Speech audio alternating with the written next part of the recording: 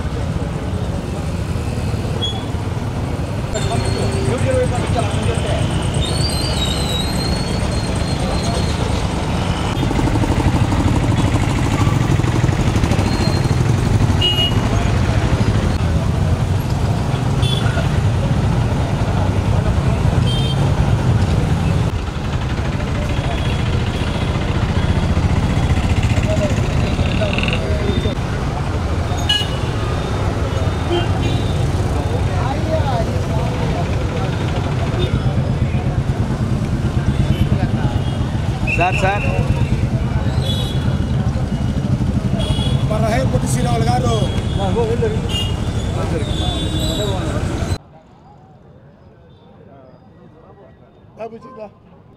మాట్లాడండి మేడం.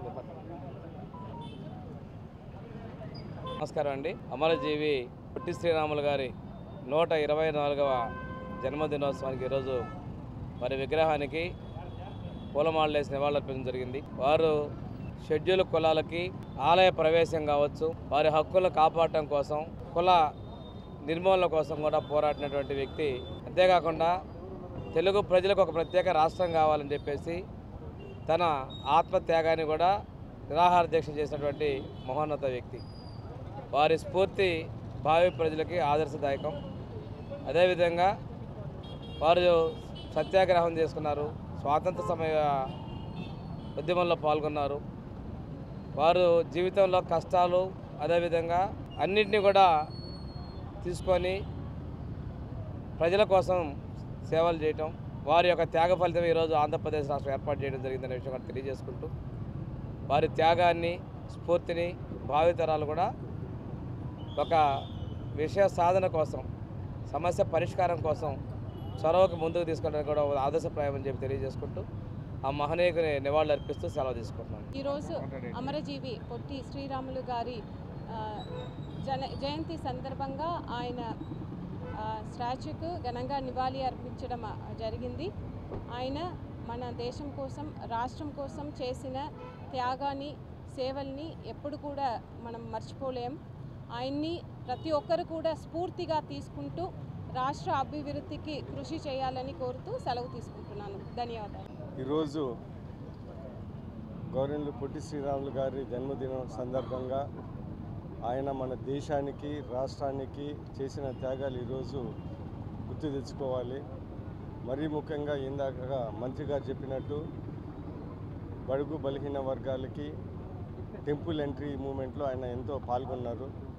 అదే కాకుండా మన దేశానికి ఇండిపెండెన్స్ రావడానికి అనేక ఉద్యమాలలో ఆయన పాల్గొన్నారు. క్విట్ ఇండియా మూమెంట్లో, అదేవిధంగా సాల్ట్ సత్యాగ్రహాల్లో, వీటన్నిటిలో చేశారు. అన్నిటికన్నా ముఖ్యమైన విషయం ఏంటిదంటే తెలుగు రాష్ట్రం కావాలని ఆయన నిరాహార దీక్ష చేసి ఆయన చనిపోయారు. ఈరోజు మనందరం అది గుర్తుపెట్టుకొని మన రాష్ట్రము రావడానికి ఆయనే ముఖ్య కారకుడు అనేది ప్రతి ఒక్కరు గుర్తుపెట్టుకొని రాబోయే తరాలు మన రాష్ట్రం కోసము, మన మంచితనాని కోసము త్యాగాలు చేయాలనే స్ఫూర్తిని ప్రతి ఒక్క యువతిలో తెలుసుకోవాలని ఈరోజు ఇంకొకసారి పొట్టి శ్రీరాములు గారిని గుర్తు చేసుకుంటూ ఆయన త్యాగాలు గుర్తు చేసుకుంటూ రాబోయే తరాల్లో కూడా ఆయన గుర్తుపెట్టుకొని ఆయన స్ఫూర్తిలో ముందుకెళ్ళాలని మరీ కోరుకుంటాం. ఈరోజు అమరజీవి పొట్టి శ్రీరాములు గారి యొక్క జయంతి సందర్భంగా మరి ప్రకాశం జిల్లాలో వారికి విగ్రహానికి ఘనంగా నివాళులు అర్పించడం జరిగింది.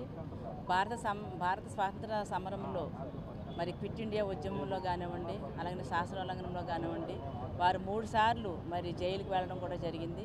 అంతేకాకుండా హరిజనులకి ఆలయ ప్రవేశం కోసము ఎంతగానో కృషి చేసి ఆయన నిరాహార దీక్ష చేసి దాన్ని సాధించడం జరిగింది. అంతేకాకుండా మరి మన యొక్క రాష్ట్రానికి తెలుగు మాట్లాడే ప్రజలకు అందరికీ కూడా ఒక రాష్ట్రం కావాలని చెప్పి మరి 58 రోజులు నిరాహార దీక్ష చేసి వారి ప్రాణత్యాగానికి కూడా మరి వెనకాడలేని ఒక గొప్ప వ్యక్తి. కాబట్టి మనకి నవంబర్ 1వ తారీఖున 1953 నవంబర్ 1న మనకి భాషా ప్రయుక్త రాష్ట్రంగా ఏర్పడింది అని అంటే అది వారి యొక్క త్యాగనిరతే.